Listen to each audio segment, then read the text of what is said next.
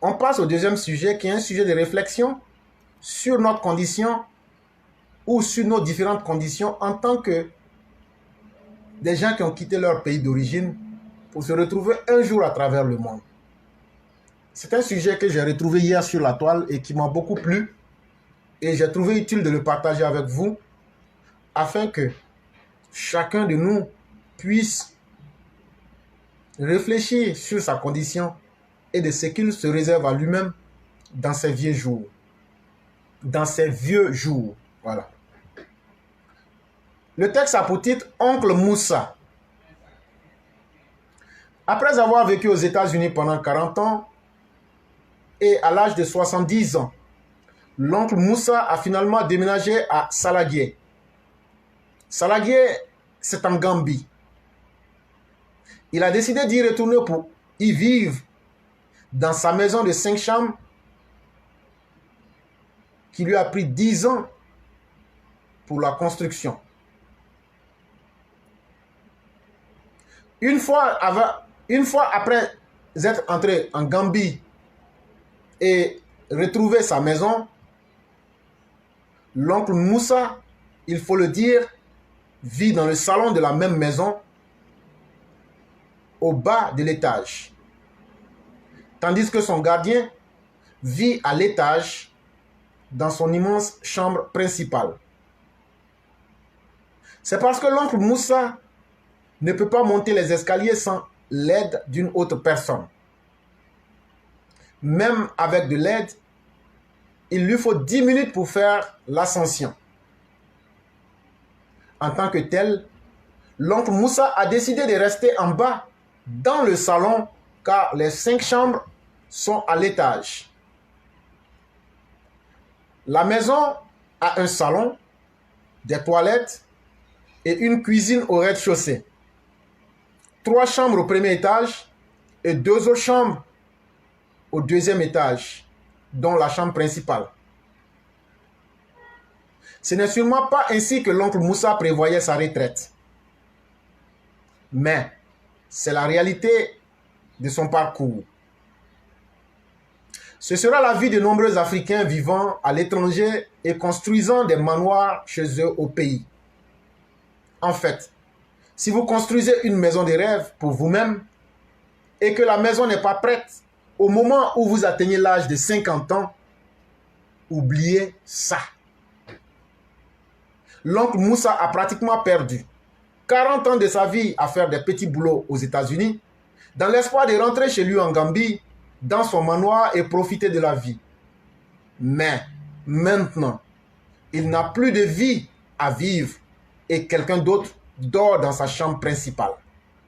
Comme la plupart des personnes âgées, l'oncle Moussa n'est même pas capable de savourer une bouteille de malt à son âge, car cela augmentera son taux de sucre dans le sang. Pourtant, il a dit qu'il travaillait dur toute sa vie pour profiter de la vie, ce qui inclut manger et boire les meilleures boissons et aliments lorsqu'il prendra sa retraite. Désormais, l'oncle Moussa ne peut plus manger que des salades de fruits et de légumes. Et même cela, sans s'habiller. Il ne peut même pas manger, même de la viande fine, sans que son cholestérol ne lui envoie des signes avant-coureurs. C'est la vie de l'oncle Moussa à la retraite. Est-ce ça une vie? Serait-ce l'histoire de plus de la moitié d'entre nous? La meilleure chose à faire est de prendre des mini-retraites maintenant et de profiter du luxe de la vie maintenant que vous en avez la force et le temps. Nous devons tous tirer une leçon de l'histoire de l'oncle Moussa. L'histoire est très simple. Ça s'adresse à nous. Et on n'a même pas besoin de faire des commentaires. Tu fais les mauvais plans, tu assumes les conséquences. Toi, tu es venu en Occident. Tu n'as pas assuré tes arrières. C'est pas bon. Les 10 premières années là, si tu n'as pas pu mettre quelque chose ensemble, frère, tu es dans le pain. Ton devant comme derrière est grillé. La vie là, ça n'attend pas. Comme on a l'aventure là, bon, la vie va attendre. Quand on va arriver là, on va prendre, on a laissé. Tu es en train de vieillir. Ton temps est en train de passer. La vie est en train de finir. En réalité, chaque jour qui finit dans la vie, tu es en train d'aller vers la mort. Tu n'es pas en train d'aller vers la vie.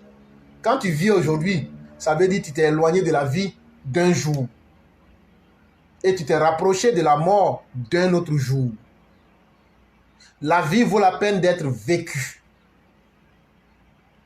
Vivre, il n'y a pas de honte à bien vivre. Chers immigrants, chers vous, chers nous, au moins la mangez bien. Habillez-vous bien. C'est votre vraie vie que vous êtes en train de mener là. L'argent qui est économisé au pays là, si tu meurs là,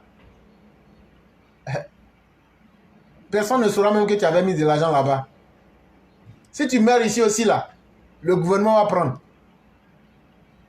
En réalité, rien ne vaut la vie.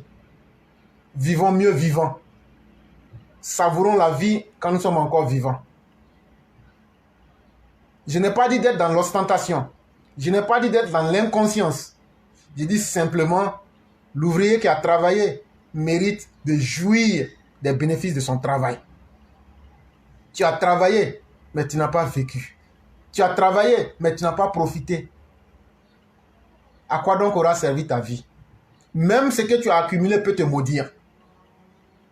Parce que tu auras préféré l'argent à toi-même ta propre vie. Comme dirait quelqu'un, vivons mieux quand nous sommes encore vivants.